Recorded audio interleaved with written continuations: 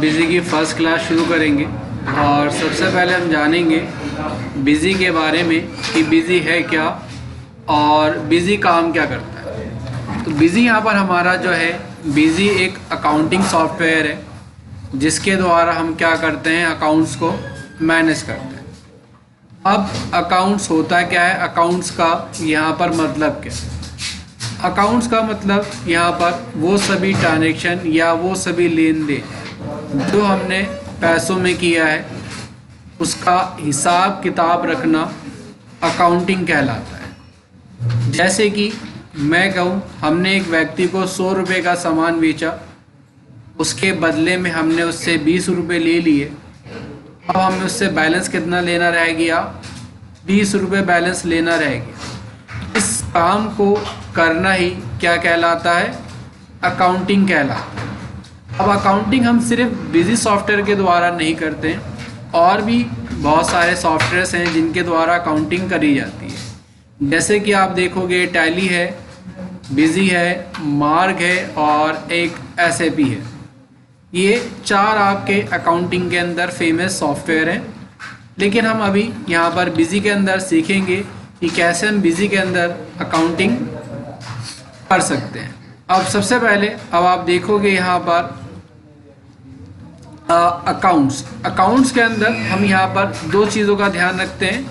सबसे पहले अगर आप देखते हो किसी भी पार्टी का या आपके किसी भी कस्टमर का DR का मतलब होता है डेबिट बैलेंस।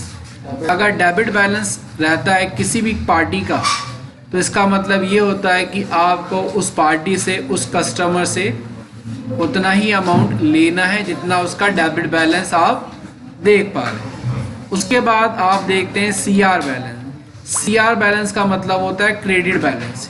अगर किसी भी पार्टी का या किसी भी कस्टमर का CR बैलेंस आता है तो इसका मतलब ये होता है कि आपको उस कस्टमर को उतना ही अमाउंट यहाँ पर क्या करना है, पे करना है, देना है। इसके साथ साथ हम यहाँ पर देखेंगे हमारे पास रहता है स्टॉक को हम इन्वेंट्री भी कहते हैं और जनरली हम स्टॉक भी कहते हैं। अब यहाँ पर आप देखोगे, सबसे पहले आपको दिखाई दे रहा है इन का मतलब होता है कि आपने परचेज क्या किया। उसके बाद आता है आपके पास आउट का मतलब होता है आपने सेल क्या कर दिया। उसके बाद आपको दिखाता है यहाँ पर क्लोजिंग बैलेंस का मतलब होता है कि अब आपके पास बैलेंस बचा हुआ क्या है। यानी कि जैसे कि अगर आपने किसी आइटम के, किसी प्रोडक्ट के 10 पीस खरीदे, 5 आपने बेच दिए, तो अब आपके पास बचे कितने, 5 पीस बचे। ये आपका कहलाता है क्लोजिंग बैलेंस। इसके साथ साथ हम देखेंगे तो हमें यहाँ पर दिखाई देगा बैलेंस शीट, और बैलेंस शीट के अंदर मिलेगा हमें रिजल्ट। कोई भी हम काम करते हैं तो किस लिए करते हैं, रिजल्ट के लिए करते हैं। जैसे कि आपने स्कूल के अंदर एजुकेशन ली, आपको साल के आखिर में क्या देना होता है, एग्ज़ाम, और एग्ज़ाम के बाद आपको मिलता है रिज़ल्ट, और उस रिज़ल्ट में आपको बताता है कि आप फेल हुए या पास हुए, और पास हुए तो आपने कितना स्कोर किया। वैसे ही बिज़नेस के अंदर भी आपको क्या मिलेगा, रिज़ल्ट मिलेगा, और ये आपको बताएगा कि आपने अपने बिज़नेस के अंदर कितना प्रॉफिट कमाया है या आपको कितना लॉस हुआ है। इसके साथ साथ हम यहाँ पर देख पाएंगे तो हमें दिखाई देगा एसेट्स होती हैं हमारी संपत्तियाँ, या फिर हम इसे कह सकते हैं प्रॉपर्टीज़। इसके बाद आधा आपकी लायबिलिटीज़ होती हैं आपकी देनदारियाँ, वो पैसा जो कंपनी को देना होता है, चुकाना होता है, क्या कहलाती हैं, लायबिलिटीज़ कहलाती हैं। लायबिलिटीज़ के बाद नंबर 4 पर आता है एडवांस कॉन्फ़िगरेशन के अंदर कहता है कि आप अपने बिज़ी को अपने मोबाइल पर कैसे यूज़ कर सकते हैं, आप ई-वे बिल कैसे बना सकते हैं, आप अपनी GST रिटर्न कैसे फाइल कर सकते हैं, और ETC और बाकी जो छोटी मोटी चीज़ें हैं वो हम बिज़ी के अंदर कैसे मैनेज कर पाएंगे। अब इसके बाद आता है बिज़ी हिस्ट्री। सबसे पहले बिज़ी इंडिया के अंदर आया कब, तो सबसे पहले बिज़ी जो इंडिया के अंदर आया 12 अगस्त 1997 के अंदर आया। और बिज़ी क्या है, एक इंडियन सॉफ्टवेयर है, इसका अभी हेड ऑफिस दिल्ली के अंदर। सबसे पहले जब बिजी आया, हम जो काम करते थे, हम काम करते थे पहले किसके अंदर, बैट के अंदर। और सबसे पहले जो बिजी का वर्जन आया था ये आया था आपका 3.0। क्या आया था आपका, ये आया था आपका 3.0। और पहले हम जो काम करते थे, हम काम करते थे वैट के अंदर। लेकिन 1 जुलाई को क्या हुआ, गवर्नमेंट ने वैट को ख़त्म कर दिया और उसकी जगह क्या लेकर आ गए, जीएसटी लेकर आ गए। और जब गवर्नमेंट ने वैट को ख़त्म कर दिया तो बिजी कंपनी को भी क्या करना पड़ा, अपने वैट वाले जितने भी प्रोडक्ट थे, अपने वैट वाले सभी प्रोडक्ट्स को यहाँ पर क्या कर देना पड़ा, बंद कर देना पड़ा और उसकी जगह जीएसटी वाले प्रोडक्ट लेकर आए। सबसे पहले 2017 में 17 वर्जन आया, फिर 18 में 18 और 2021 में 21। और अभी भी बिजी का लेटेस्ट वर्जन जो है यहाँ पर वो 21 ही है। आगे कहता है कि अगर आपको बिजी सॉफ्टवेयर डाउनलोड करना है तो बिजी सॉफ्टवेयर डाउनलोड करने के लिए आपको क्या करना रहेगा, बिजी की वेबसाइट, यानी कि आप गूगल पर जाएंगे और गूगल पर जाने के बाद आप लिखेंगे www.busywin.com। अगर आप बिजी सॉफ्टवेयर को फ्री में यूज़ करना चाहते हैं तो आप इस वाली वेबसाइट पर जाकर बिजी सॉफ्टवेयर को फ्री में डाउनलोड कर सकते हैं। बेसिकली क्या होता है, बिजी जो है अपना 30 दिन का ट्रायल पीरियड देता है। आप 30 दिन तक बिजी सॉफ्टवेयर को फ्री में चला सकते हैं। तो अगर आप यहाँ पर बिजी सॉफ्टवेयर डाउनलोड करना चाहते हैं तो आप देखोगे यहाँ पर अभी जो बिजी का लेटेस्ट सॉफ्टवेयर है 21 और 21 में रिलीज़ है 10। और अगर आपको ये डाउनलोड करना है तो आप क्या करोगे, क्लिक करोगे और यहाँ पर फ़ोन नंबर जो भी आपको डाउनलोड करना है तो आप यहाँ से डाउनलोड कर लोगे। और डाउनलोड करने के बाद आप बिजी के अंदर अपना जो भी काम है वो करना यहाँ पर शुरू कर सकते हैं। लेकिन अगर आप first time busy software download कर रहे हो तो इसके लिए आपको क्या करना रहेगा, इसके लिए आपको यहाँ पर एक सॉफ्टवेयर और भी डाउनलोड करना पड़ता है जिसका नाम रहता है विनार 64 बिट। बिजी सॉफ्टवेयर जो रहता है आपका वो आपका जिप फाइल के अंदर रहता है। इसको हमें एक्सट्रैक्ट करने के लिए एक सॉफ्टवेयर डाउनलोड करना रहता है विनार। अब ये 64 बिट क्या है, ये डिपेंड करता है आपके कंप्यूटर में विंडो कौन सी डाली है। अगर 64 बिट है तो आप 64 बिट का सॉफ्टवेयर डाउनलोड करते हैं और अगर 32 बिट है तो आप 32 बिट के सॉफ्टवेयर्स को यहाँ पर डाउनलोड करते हैं। तो फिलहाल अभी हमारे पास जो विंडो है वो 64 बिट है, इसलिए हम यहाँ पर 64 बिट वाले सॉफ्टवेयर्स को डाउनलोड करेंगे। तो बिजी डाउनलोड करने से पहले आप विनार डाउनलोड कर लेंगे और उसके बाद फिर आप बिजी सॉफ्टवेयर को डाउनलोड करेंगे। तो यहाँ पर डाउनलोड करने के बाद आप इसे अपने पास क्या कर लेंगे, इंस्टॉल करेंगे और इंस्टॉल करने के बाद आगे आप बिजी सॉफ्टवेयर को भी डाउनलोड और इंस्टॉल यहाँ पर कर लेंगे। ठीक है, अब हम आगे चलते हैं, आगे देखेंगे। तो आगे अब दिखाता है एडिशन, टाइप और मॉडल। बिजी क्या करता है, अपने सॉफ्टवेयर को ना 3 अलग अलग कैटेगरी में डिवाइड करके सेल करता है। सबसे पहले अगर आप देखोगे तो आपको दिखाई देता है बेसिक एडिशन। बेसिक एडिशन जो बिजी सेल करता है, बिजी सेल करता है 9,000 रुपये का, जिसके अंदर आप क्या कर सकते हैं, जिसके अंदर आप सेल, परचेज, पेमेंट, रिसिप्ट और अपनी जितनी भी नॉर्मल एंट्रीज़ हैं वो यहाँ पर आप क्या कर सकते हैं, डाल सकते हैं बेसिक एडिशन के अंदर। और इसके बाद अगर आप स्टैंडर्ड एडिशन खरीदेंगे तो ये मिलेगा आपको 13,500 रुपये का, जिसके अंदर आप ये नॉर्मल वाला काम तो कर ही पाएंगे, साथ के साथ कहता है कि आप मैन्युफैक्चरिंग कर पाएंगे, आप अपने बिजी सॉफ्टवेयर को मोबाइल पर ऑपरेट कर पाएंगे, जीएसटी रिटर्न फाइल कर पाएंगे, ई-वे बिल डायरेक्ट बना पाएंगे और डायरेक्ट ही आप बिजी के द्वारा ई इनवॉइस भी यहाँ पर बना पाएंगे। उसके बाद आता है आपके पास स्टैंडर्ड एडिशन। स्टैंडर्ड एडिशन बिजी आपको सेल करता है 21,500 रुपये का, जिसके अंदर आप बेसिक प्लस स्टैंडर्ड यानी कि ये दोनों तो मिलेंगे ही मिलेंगे आपको। इसके साथ साथ आप बिजी के अंदर क्या कर पाते हैं, मल्टी कंपनी बना पाते हैं। ब्रांच वाइज आप अकाउंटिंग कर पाएंगे और इसके साथ साथ आप अप्रूवल सिस्टम लगा पाएंगे और इसके अंदर आप सुपर यूज़र बना पाएंगे। सुपर यूज़र होते हैं एक ही कंपनी के अंदर हम जब ज़्यादा लोग काम करते हैं तो हम अलग अलग लोगों को अलग अलग काम डिवाइड कर देते हैं और यहाँ पर हम देख भी पाते हैं कि किस यूज़र ने या किस पर्सन ने या किस एम्प्लॉय ने क्या क्या एंट्री डाली हुई है, वो आप सुपर यूज़र की मदद से देख पाते हैं। ठीक है, तो बिजी अपने सॉफ्टवेयर को क्या करता है, 3 अलग अलग कैटेगरी के अंदर सेल करता है, बेसिक एडिशन, स्टैंडर्ड एडिशन और इंटरप्राइज एडिशन। ठीक है, आगे हम देखते हैं, आगे आप देखते हो तो इसके बाद आता है सब यूज़र। अब सब यूज़र होता क्या है, इसका मतलब क्या होता है? सब यूज़र होता है कि आपको अपनी कंपनी के अंदर या आपके पास कितने सिस्टम की रिक्वायरमेंट है, कितने आपको सिस्टम चाहिए बिजी को चलाने के लिए, कितने सिस्टम में बिजी को चलाना है। तो यहाँ पर आप देखोगे तो आपको दिखाता है BS।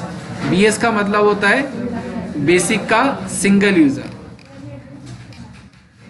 अगर आपके पास एक कंप्यूटर है तो आप वो खरीद सकते हैं बेसिक का सिंगल यूज़र ये वाला, या स्टैंडर्ड का सिंगल यूज़र, या फिर इंटरप्राइज का सिंगल यूज़र। 2 कंप्यूटर हैं आपके पास तो आपको खरीदना होगा बेसिक का डबल यूज़र, या स्टैंडर्ड का डबल यूज़र, या इंटरप्राइज का डबल यूज़र। और आपके 2 कंप्यूटर से ज़्यादा हैं तो आपको खरीदना होगा बेसिक का मल्टी यूज़र, स्टैंडर्ड का मल्टी यूज़र और इंटरप्राइज का मल्टी यूज़र। 2 कंप्यूटर से लेकर 25 कंप्यूटर के अंदर ये आपका चलता है। लेकिन आप चाहते ये हो कि आपका जो डाटा है वो आपका डाटा आपके कंप्यूटर में सेव ना हो, क्लाउड पर जाकर सेव हो। तो उसके लिए आप बिजी सेल करता है स्टैंडर्ड का क्लाउड यूज़र और इंटरप्राइज का क्लाउड यूज़र। देन आगे आपके पास आता है finally activate process. Activate process के अंदर अब आप जब फाइनली सॉफ्टवेयर खरीदने जाते हो, अगर आप ये क्लाउड यूज़र नहीं खरीदते हो तो आप 2 तरह से सॉफ्टवेयर को परचेज कर सकते हो। आप या तो डोंगल खरीद सकते हो बिजी का, या आप सॉफ्ट लॉक फाइल ले सकते हो। डोंगल क्या होता है? डोंगल एक पेन ड्राइव की तरह डिवाइस होती है जो कि आप अपने कंप्यूटर में लगाते हैं तो आपके कंप्यूटर में बिजी सॉफ्टवेयर चलता है, निकाल देते हैं तो बंद हो जाता है। सॉफ्ट लॉक फाइल एक कोडिंग फाइल, एक प्रोग्रामिंग फाइल होती है जिसके द्वारा बिजली को चलाया जाता है। इसको बार बार निकालने या लगाने की जरूरत नहीं पड़ती, एक बार आपने डाल दी तो यह परमानेंट चलता रहता है। जबकि इसके साथ इसके चोरी होने के, खराब होने के, टूटने के चांसेस रहते हैं, जबकि इसके साथ ऐसा कुछ भी नहीं होता। तो कभी आप सॉफ्टवेयर खरीदो तो मैं आपको सजेशन यही दूंगा कि आप हमेशा सॉफ्ट लॉक फाइल को ही प्रेफर करो। उसके बाद आता है आपके पास डाटाबेस। डाटाबेस क्या है? अब आपका अगर आपका डाटा बिजी के अंदर 1 GB से कम रहता है तो ये डाटा आपका चलता है किसके अंदर? MS एक्सेस के अंदर। और अगर आपका बिजी का डाटा 1 GB से बढ़ जाता है तो ये डाटा आपको कन्वर्ट करवाना पड़ेगा SQL के अंदर। ठीक है, तो ये था, SQL भी एक प्रोग्रामिंग सॉफ्टवेयर होता है, उसके अंदर चलेगा। तो ये था हमारा बिजी का बेसिक इंट्रोडक्शन। अब हम अपना बिजी के अंदर अपना काम करना शुरू करेंगे। तो यहाँ हम इसे बंद कर देते हैं और आगे अब हम राइट क्लिक करके बिजी को यहाँ पर ओपन करते हैं। और जैसे ही आप यहाँ पर बिजी को ओपन करोगे तो देखोगे आपके सामने में 2 चीज़ें आपको दिखाई देंगी। सबसे पहला आपके पास आता है ओपन कंपनी, और ओपन कंपनी के बाद आप देखोगे आपके पास आता है क्रिएट कंपनी। ओपन कंपनी का मतलब होता है कि अगर आपकी कंपनी पहले से ही बनी हुई है, अगर आपकी कंपनी पहले से बनी हुई है तो आप क्या कर लो, कंपनी को यहाँ पर ओपन कर लो। अब ये कंपनी होती क्या है, इस कंपनी का मतलब क्या होता है? जब भी हम अपना बिजनेस शुरू करते हैं तो सबसे पहले क्या रखते हैं, अपने बिजनेस का नाम रखते हैं। और हमने जो भी नाम रखा है वही यहाँ पर क्या कहलाता है, कंपनी कहलाता है। हमने जो नाम रख दिया वो हमारे लिए क्या बन जाता है, कंपनी बन जाता है। कंपनी अगर बनी है आप तो यहाँ पर डायरेक्ट ओपन कर लेंगे, और अगर कंपनी बनी हुई नहीं है तो हम यहाँ पर क्या करते हैं, कंपनी को क्रिएट कर लेते हैं, कंपनी को बना लेते हैं।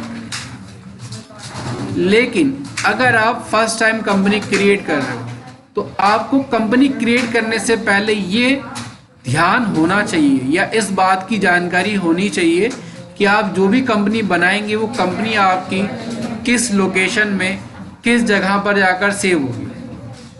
तो आपको सबसे पहले क्या करना है, आपको अपने कंप्यूटर के अंदर आ जाना है। कंप्यूटर के अंदर एक ड्राइव को डिसाइड कर लेना है जिस भी जगह पर आप अपने डाटा को सेव करके रखना चाहते हैं। तो यहाँ पर जब भी आप अपने डाटा को सेव करें तो सी ड्राइव को छोड़ देना। किसको छोड़ देना? सी ड्राइव को छोड़ देना। इसके अलावा बाकी जो दूसरी ड्राइव से उनमें सेव करना। सी ड्राइव को क्यों छोड़ रहे हो?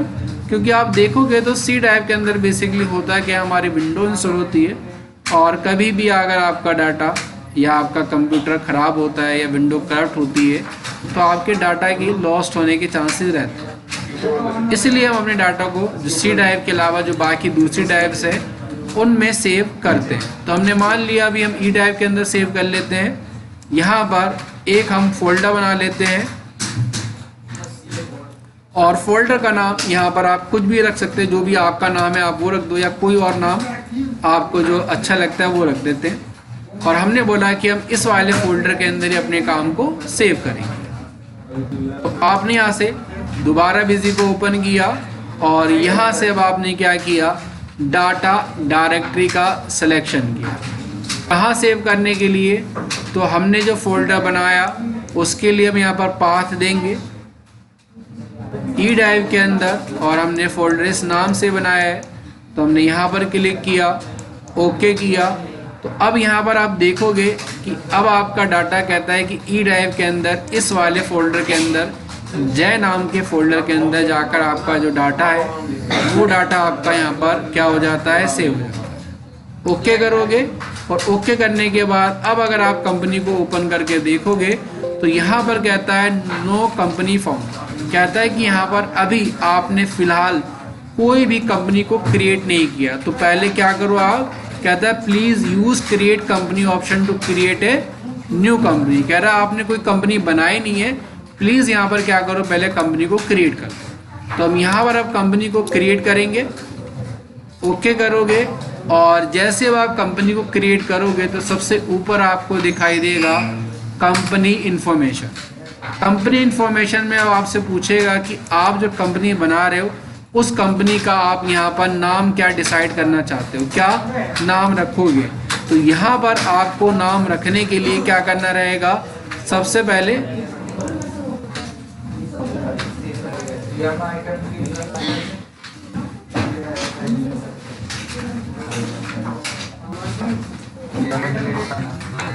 हमें यहाँ पर नाम क्या दिया गया कंपनी का, तो हमने कहा कंपनी का नाम हम यहाँ पर रख लेते हैं एसएस सॉफ्टवेयर एंड सर्विसेज। तो हमने यहाँ पर कंपनी का नाम रखा SS software and service, enter किया और जैसे अब आप एंटर करोगे तो यहाँ पर आ जाता है प्रिंट नेम। अब प्रिंट नेम का मतलब होता है कि आपकी कंपनी का नाम तो एसएस सॉफ्टवेयर एंड सर्विसेज है, लेकिन जब आप इनवॉइस जनरेट करो या आप लेजर बनाओ या लेजर किसी को दो निकाल कर प्रिंट करने के लिए तो उस पर नाम क्या प्रिंट होकर आए। आप अगर सेम नाम चाहते हैं तो सेम नाम रख सकते हैं, अगर आप कोई डिफरेंट नेम चाहते हैं कि प्रिंट होकर डिफरेंट नेम आए तो यहाँ पर आप क्या कर सकते हैं, उस नाम को चेंज भी कर सकते हैं। तो अभी हमने कहा फ़िलहाल सेम यही नाम रखेंगे।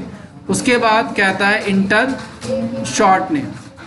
आप अपनी कंपनी का कोई शॉर्ट नेम यहाँ पर रख सकते हैं। तो हमने जैसे कि अभी फ़िलहाल यहाँ डाल दिया SSS, ये आप 3S भी रख सकते हो या आप SSS भी रख सकते हो। कंट्री क्या हमारी इंडिया है, स्टेट हमारी क्या अभी, स्टेट हमारी अभी यहाँ पर फ़िलहाल दिल्ली है। और उसके बाद कहता है फाइनेंशियल ईयर बिगनिंग फ्रॉम। अब फाइनेंशियल ईयर बिगनिंग फ्रॉम होता क्या है, इसका मतलब क्या होता है, कहता है कि अकाउंटिंग का नया साल कब से शुरू होता है।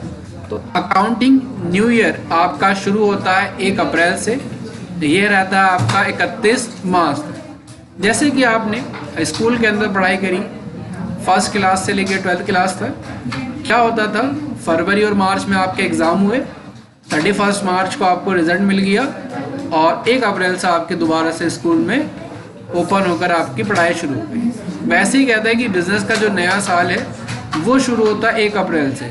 31 मार्च तक हम सब कैलकुलेट कर लेते हैं कि हमें बिज़नेस में प्रॉफिट हुआ या लॉस हुआ, और 1 अप्रैल से फिर हम क्या करते हैं, अपना नया काम करना शुरू कर देते हैं। जो बिजी का ईयर स्टार्ट होता है वो 1 अप्रैल से होता है। बिजी का नहीं, अकाउंटिंग का। बिजनेस का जो नया साल है वो शुरू होता है हमारा 1 अप्रैल से। उसके बाद कहता है बुक्स कमेंसिंग फ्रॉम।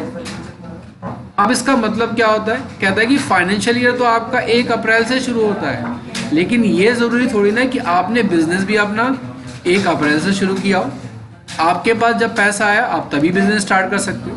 तो यहाँ पर कहता है कि वो डेट डालनी है आपको जब से आपने अपना बिजनेस शुरू किया। तो ये डेट आपकी 10/4/2000 जो भी हो सकती है, ठीक है। तो अभी हम फिलहाल लेकिन यहाँ पर वही डेट डाल देते हैं 1/4। उसके बाद आगे कंपनी का एड्रेस, जो भी आपकी कंपनी का एड्रेस है आप अपनी कंपनी का यहाँ पर एड्रेस डाल देते हैं।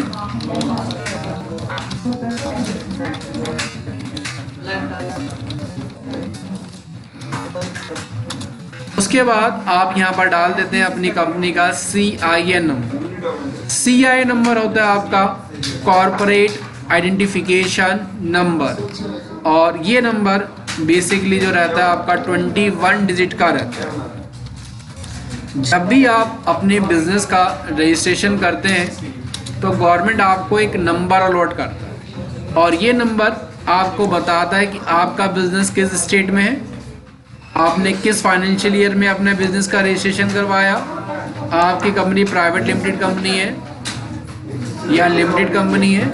ये सारी चीज़ें इस नंबर से आपको मालूम चलती है। उसके बाद आता है IT PAN number. IT PAN number की फुल फॉर्म होती है income tax permanent account number. Income tax permanent account number या income tax personal account number. ये नंबर IT पैन नंबर आपका टोटल 10 डिजिट का रहता है, और जिसके स्टार्टिंग के 5 वर्ड्स आपके अल्फ़ाबेट्स होते हैं, 4 वर्ड्स आपके नंबर होते हैं, और लास्ट का 1 वर्ड आपका यहाँ पर ये अल्फ़ाबेट रहता है। और इसका नंबर 4 और 5 कैरेक्टर नंबर 4 वर्ड जो रहता है आपको, ये आपको बताता है कि आपका जो बिज़नेस है वो आपने किस तरह का अपने बिज़नेस का रजिस्ट्रेशन किया है, और नंबर 5 आपका जो नाम का फर्स्ट वर्ड होगा ये वो बताएगा। तो टोटल आपका जो नंबर रहेगा IT PAN number total 10 digit का रहेगा, जिसके स्टार्टिंग के 5 वर्ड्स अल्फ़ाबेट, 4 वर्ड नंबर, और लास्ट का 1 वर्ड जो रहता है अल्फ़ाबेट रहता है। उसके बाद आपका वार्ड नंबर, आप किस एरिया में रहते हैं उसका वार्ड नंबर क्या है, टेलीफोन नंबर क्या है आपका तो आपने वो डाला, आपकी कंपनी का कोई फैक्स नंबर है तो डाला, और उसके बाद आपकी कंपनी का यहाँ पर मेल ID क्या है, तो आपने अपनी कंपनी का यहाँ पर मेल ID डाल दिया। नीचे करेंसी सिंबल, अब हमारा बिजनेस इंडिया के अंदर है और इंडिया के अंदर करेंसी क्या रहेगी, रुपीज़ ही रहेगी। और आगे आपसे पूछेगा आप अपना काम वैट में करेंगे या GST में करेंगे। तो अभी हमने बोला अभी हम अपना काम जो है ना तो वैट में करते हैं ना ही GST में। अभी हम पहले सिंपल अकाउंटिंग कॉन्सेप्ट को क्लियर करेंगे, पहले अकाउंटिंग करना सीखेंगे, उसके बाद हम आगे वैट GST के बारे में जानेंगे। और जैसे आप एंटर बटन दबाओगे तो डायरेक्ट यहाँ पर आता है कि सेव करना है कंपनी को। सेव करोगे तो अब आपकी कंपनी यहाँ पर क्या हो जाएगी, क्रिएट होना शुरू हो जाएगी। थोड़ा सा टाइम लगेगा कंपनी को क्रिएट होने में, 10 से 15 सेकंड लगेंगे कंपनी को बनने में, और 10 से 15 सेकंड में क्या हो जाएगी, कंपनी आपकी बनकर तैयार हो जाएगी। सर एक बार सर इसका सेव का बता दो, पेज तुमको समझ आ गया। आगे इसके बाद अगर यहाँ पर आप देखोगे तो यहाँ पर लिखा भी रहता है copy master configuration user from exiting company. इसका मतलब क्या होता है, इसका मतलब ये होता है कि अगर आपको अपनी किसी पुरानी कंपनी का डाटा इसमें चाहिए तो आप इसको कॉपी भी कर सकते हो।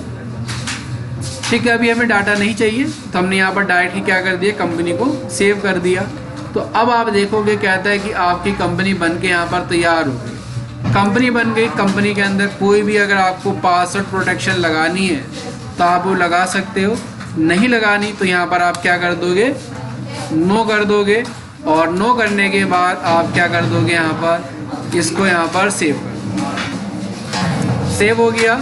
सेव हो जाने के बाद आपने अपनी कंपनी बना ली। कंपनी बना लेने के बाद अब आपका अगला काम क्या है, जैसी आपकी कंपनी बन जाएगी, आपकी कंपनी के अंदर ये फीचर ऑप्शंस वाली क्या हो जाएगी, विंडो ओपन हो जाएगी। इसमें सबसे पहले आपको जाना रहेगा अकाउंट्स के अंदर और यहाँ पर एक ऑप्शन मिलेगा बिल बाय बिल डिटेल। इसे आप बंद करोगे, यहाँ चालू करोगे बैंक रिकन्सिलेशन को, यहाँ चालू करोगे मेंटेन बैंक इंस्ट्रूमेंट डिटेल को और फिर आप इसे यहाँ पर सेव कर दोगे। सेव करने के बाद फिर अब आप आओगे इन्वेंट्री के अंदर और इन्वेंट्री के अंदर आने के बाद आपको मिलेगा स्टॉक वैल्यू मेथड। यहाँ पर आप वेटेज एवरेज की जगह करोगे फीफो और यहाँ चालू करोगे आप मेंटेन एमसी वाइज।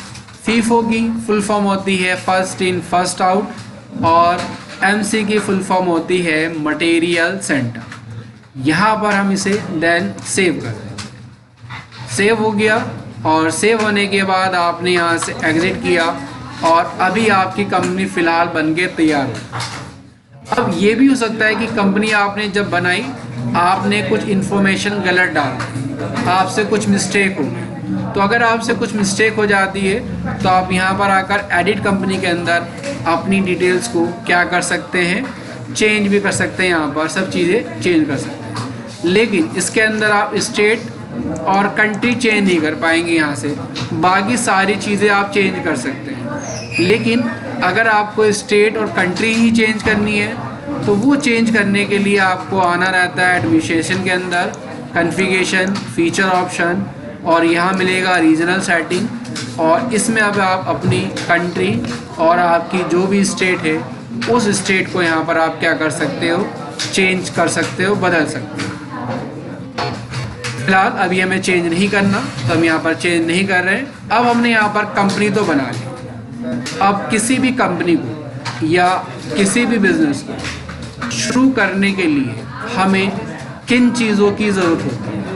आज आप अपना अगर बिज़नेस स्टार्ट करोगे तो आपको अपने बिज़नेस के लिए सबसे पहले क्या चाहिए हो, किसी भी बिज़नेस को शुरू करने के लिए या किसी भी काम को शुरू करने के लिए सबसे पहले हमें क्या चाहिए होता है, पैसे चाहिए। अकाउंट की भाषा में बोलें तो फंड चाहिए, कैपिटल चाहिए होती है। और बिज़नेस के अंदर फंड या कैपिटल कौन लगाता है, प्रोप्राइटर या हम कह सकते हैं बिजनेस का ऑनर। जो बिजनेस का मालिक होगा वो बिजनेस के अंदर क्या लगाएगा, पैसा लगाएगा। और बिजनेस के अंदर पैसा लगाने के लिए हम जो वाउचर का यूज़ करते हैं, हम यूज़ करते हैं जनरल वाउचर। यहाँ पर आप देखोगे तो आपके पास 3 ऑप्शन आते हैं। सबसे पहले ऐड, मॉडिफाई और आपके पास यहाँ पर दिखाई देगा आपको लिस्ट। अगर आप ऐड करना चाहते हैं तो आप ऐड कर लेते हैं। उसके बाद आता है मॉडिफाई, यानी कि अगर आपसे एंट्री डालते वक्त गड़बड़ हो गई, मिस्टेक हो गई तो आप उस एंट्री को यहाँ पर आकर मॉडिफाई भी कर सकते हैं। और उसके बाद आपको यहाँ पर दिखाता है लिस्ट। लिस्ट का मतलब होता है कि जो भी आपने ट्रांजेक्शन करी है उन सभी ट्रांजेक्शन की आपको लिस्ट देखनी है, तो आप यहाँ पर क्या कर सकते हैं, लिस्ट निकाल सकते हैं। फिलहाल अभी हमें यहाँ पर करना क्या है, अभी हमें यहाँ पर ऐड करना है, तो हमने यहाँ पर ऐड किया। और डेट क्या रहेगी, तो अभी हमने माना है कि 1 तारीख की डेट में ही हमने कैपिटल लगाई है। क्या लगाया, तो हमने कहा बिजनेस के अंदर तो पैसा ही लगाया जाएगा। कितना पैसा लगाया, हमने मान लिया यहाँ पर 20 लाख रुपए लगाए। तो जैसे यहाँ पर आप 20 लिखने के बाद एल लिखोगे तो ये ऑटोमेटिक हो जाएगा आपका 20 लाख। और अगर आप 2 लिखने के बाद एल लिखोगे तो ये आपका हो जाएगा 2 लाख। और अगर आप 1 लिखने के बाद एल लिखोगे तो ये आपका हो जाएगा 1 लाख। 10 लिखने के बाद के लिखोगे तो ये आपका हो जाएगा 10,000। और 1 लिख के अगर आप सी आर लिख दोगे तो ये आपका हो जाएगा 1 करोड़ रुपए। तो बिजी के अंदर ये एक अच्छा ऑप्शन है कि आपको बार बार ज़ीरो में कंफ्यूज नहीं होना पड़ेगा। आप सिंपल क्या कर दो, आगे 10 है तो 10 एल लिख दो, लाख हो जाएगा। और 20 लाख है तो 20 के आगे एल लिख दो, 20 लाख हो जाएगा। 25,000 है तो 25 के लिख दो, 25,000 हो जाएगा। तो 20 लाख है तो 20 लाख आपने लिखा। और अब कहता है कि बिजनेस के अंदर कैपिटल किसने लगाई है, किसने पैसा लगाया यहाँ पर। तो मैंने कहा कि हमने लगाया, तो यहाँ पर हम क्या करेंगे, F3 बटन दबाएंगे। बिजी के अंदर आप कोई भी अकाउंट या आइटम आप क्रिएट अगर करना चाहते हो तो आपको यहाँ पर करना क्या रहता है, F3 बटन दबाना रहता है। क्या बटन दबाते हो आप, F3 बटन। और यहाँ पर जिसने भी बिजनेस के अंदर कैपिटल लगाई है, जो भी ऑनर है बिजनेस का, उसका नाम, और इसके अंडर ग्रुप में हम डालते हैं क्या, कैपिटल अकाउंट। कैपिटल अकाउंट डालने के बाद आगे आप क्या करोगे, इसे F2 बटन दबाकर आप इसे यहाँ पर सेव करोगे। सेव करने के बाद आप नीचे यहाँ पर लिख दोगे बीइंग स्टार्टेड बिजनेस। हमने बिजनेस स्टार्ट किया 20 लाख रुपए से, और एंटर बटन दबाकर हम सेव कर। जैसे अब यहाँ पर एंटर बटन दबा के सेव करोगे तो यहाँ पर आपके पास एक वार्निंग आ जाती है, कहता है you have already receive cash amount 20 lakh from a party J, और थ्रेशोल्ड लिमिट कितनी है, 20 लाख है। कहता है कि जब भी आप किसी भी पार्टी से 2 लाख रुपए से ज़्यादा का कैश रिसीव करते हो और उस पार्टी के पास पैन कार्ड नंबर नहीं होता, तो आपको इस तरह की ये वार्निंग देता है। आप चाहते हो कि आपको ये वार्निंग ना दे, पहले आप इसे यहाँ पर सेव कर दो, और सेव करने के बाद आप चाहते हो कि आपको ये वार्निंग ना मिले, तो आप कॉन्फ़िगरेशन में आओ और आपको मिलेगा वार्निंग अलार्म। वार्निंग अलार्म में यहाँ पर विदाउट पेन और थ्रेशोल्ड लिमिट दी गई है, वार्निंग ओनली का ऑप्शन आता है। यहाँ पर आप इसे क्या कर दोगे, नो एक्शन कर दोगे, तो अब आपको ये कोई भी वार्निंग नहीं देगा। अब आप अपनी एंट्रीज को आसानी से डाल सकते हैं। आज की क्लास के अंदर हमने सीखा कि हम बिजी का इंट्रोडक्शन क्या होता है, बिजी के अंदर हम कंपनी कैसे बना सकते हैं, अगर कंपनी बनाते वक्त हमसे कोई गलती हो जाए तो उसको एडिट कंपनी कैसे कर सकते हैं, और हम कैपिटल कैसे लगा सकते हैं। आज की क्लास हम यहीं ओवर करते हैं।